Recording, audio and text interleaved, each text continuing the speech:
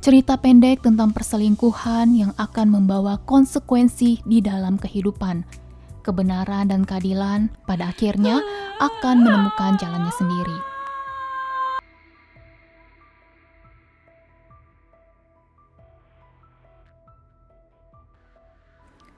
Reno, lelaki berumur 35 tahun, berprofesi sebagai manajer proyek di PT Victory Sejahtera. Lelaki dengan karisma yang memancar serta prestasi dan kinerja yang tidak terbantahkan. Setiap orang di kantor, dari staf junior hingga direksi, menaruh hormat padanya. Termasuk seorang wanita bernama Dewi sebagai asisten proyek yang berumur 23 tahun, masih belia, berpenampilan menarik, lincah, dan berdedikasi. Wanita ini juga sangat mengagumi atasannya itu.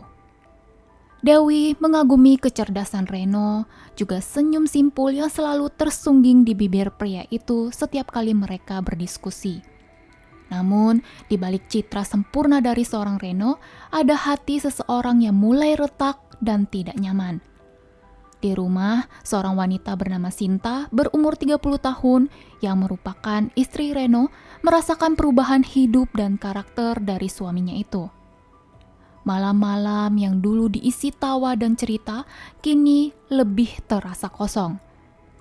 Reno sering pulang larut malam dengan alasan lembur yang tak berkesudahan atau tiba-tiba memberitahu jika ada rapat mendadak di luar kota yang membuat Reno tidak pulang hingga berhari-hari. Hari ini pun Reno pulang ketika jam menunjukkan hampir pukul 12 malam.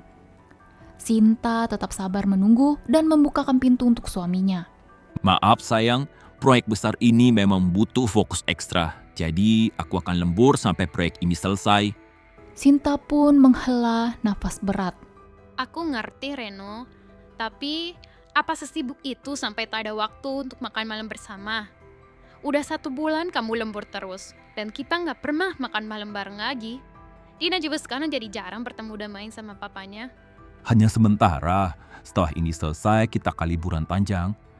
Ke Singapura mungkin? Aku janji, tolong ngerti dan sabar ya. Tanpa menunggu jawaban Okay, dari honey. Sinta, Reno Have a good mengecup day. kening Sinta lalu pergi meninggalkannya dari ruang tamu. Lagi-lagi, Sinta hanya harus mengerti dan menerima penjelasan Reno tanpa bisa mendapatkan jawaban yang membuat hatinya tenang. Di kantor, hubungan profesional Reno dan Dewi mulai bergeser secara perlahan. Awalnya sebatas obrolan tentang pekerjaan di meja rapat, lalu berlanjut menjadi hubungan pertemanan yang tidak biasa. Reno dan Dewi hampir setiap hari akan makan siang, bahkan makan malam bersama. Reno sudah 1 bulan tidak makan malam bersama keluarga kecilnya, tapi dia malah makan malam bersama dengan asisten mudanya itu. Kamu suka masakan Padang juga ternyata, Wi? Tanya Reno sambil tertawa renyah saat mereka berdua menyantap rendang di sebuah restoran Padang terkenal. Saya penggemar berat rendang, Pak. Dulu sering diajak ayah makan di sini. Dewi menjawabnya sambil tersipu malu. Reno tersenyum hangat mendengar jawaban Dewi yang terlihat malu-malu. Reno pun menatap Dewi secara intens. Kalau lagi di luar kantor, kamu panggil Reno aja, Wi. Kita kan udah sering bekerja sama, tak perlu seformal itulah. Dewi mengangguk, jantungnya berdebar. Perhatian dari Reno terasa begitu istimewa, seolah dia adalah satu-satunya wanita yang terlihat di antara kerumunan karyawan. Rayuan halus dan janji-janji masa depan yang mengawang tanpa pernah sekalipun Reno menyebut statusnya perlahan memikat Dewi. Hubungan terlarang itu mulai mekar dan terjalin di antara mereka berdua. Di lorong sepi saat jam makan siang atau di balik pintu ruang kerja pribadi Reno yang terkunci. Bambang, staf IT yang biasanya tenggelam dalam monitornya, adalah saksi bisu yang tak sengaja. Matanya yang tajam dan kebiasaan mengamati detail tak pernah luput dari matanya. Bambang melihat Reno dan Dewi sering berduaan di lantai paling atas yang sepi. Di area parkir saat jam kerja seharusnya yang mereka pakai diam-diam untuk berduaan. Atau mendengar bisikan Sampai jumpa nanti malam dari Dewi kepada Reno yang pernah didengarnya. Bambang menyimpan kecurigaan itu. Namun, dia bukan tipe yang suka ikut campur.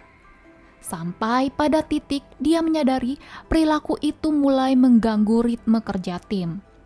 Konsentrasi Dewi menurun, Dewi sering salah input data dan salah membuat laporan. Sementara Reno mulai bersikap lebih protektif terhadap Dewi. Puncaknya terjadi pada suatu malam yang hening. Sinta menemukan ponsel Reno tergeletak di meja samping tempat tidur. Kebetulan Reno sedang berada di kamar mandi. Betapa kagetnya Sinta membaca sebuah pesan yang muncul di layar ponsel Reno. Dari Dewi yang berisi, "Sampai jumpa besok sayang, aku udah gak sabar menunggu coffee break kita." Dunia Sinta runtuh dalam sekejap. Darahnya berdesir dingin. Dia membaca ulang seolah tak percaya pada apa yang dilihatnya. Air mata langsung membanjiri pipinya. Dadanya langsung terasa sesak. Saat Reno masuk ke kamar, Sinta mengangkat ponsel itu. Tangannya gemetar dan dia membuka suara untuk menanyakan kenyataan pahit yang akan didengarnya. Ini apa, Ren? Suaranya serak, nyaris tak terdengar. Reno terkesiap, wajahnya memucat. Sinta, itu salah paham. Kayaknya dia salah kirim. Salah paham bagaimana? Aku bukan orang bodoh, Reno. Siapa Dewi? Setelah pertengkaran panjang yang menguras tenaga, diselingi tangisan Sinta yang pecah, Reno akhirnya mengakui semuanya. Aku minta maaf, Sinta. Aku hilaf. Itu hanya kesalahan sesaat. Aku akan mengakhirinya. Demi Dina, tolong maafkan aku. Demi Dina, Sinta mencoba untuk memaafkan. Namun, luka itu terlalu dalam. Hubungan mereka meskipun masih di bawah satu atap, terasa dingin dan hampa, penuh kecurigaan yang tak pernah benar-benar hilang. Di kantor, Bambang semakin muak. Dia sering mendengar Reno berbicara tentang integritas karyawan dalam rapat.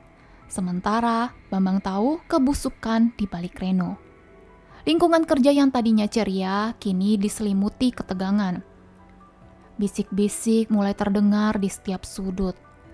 Meskipun tak ada yang berani menunjuk langsung. Bambang merasa ini bukan lagi masalah pribadi.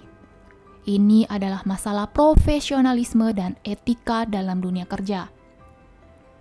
Dengan keputusan bulat, Bambang mulai mengumpulkan bukti secara sistematis. Dengan keberaniannya, Bambang merekam adegan mesra antara Reno dan Dewi secara diam-diam. Bambang tidak ingin menghancurkan siapapun, tetapi kebenaran harus terungkap. Bambang membuat email baru dan mengirim bukti tersebut secara anonim ke email HRD kantor. Ibu Lili, seorang wanita paruh baya dengan tatapan tajam dan reputasi lurus, membaca laporan itu dengan kening berkerut. Setelah melihat bukti-bukti yang terlampir, Lili segera memerintahkan penyelidikan internal rahasia. Reno dan Dewi dipanggil secara terpisah ke ruangan HRD. Reno masuk ke ruangan Lili. Lili menatap Reno dengan sorot mata menilai. Pak Reno, kami menerima laporan mengenai dugaan pelanggaran kode etik perusahaan. Apakah Anda tahu maksud saya? Reno mencoba tersenyum, menyangkal dengan ekspresi seperti tidak melakukan salah apapun. Saya rasa tidak, Bu Lili. Saya selalu berusaha profesional dalam pekerjaan saya.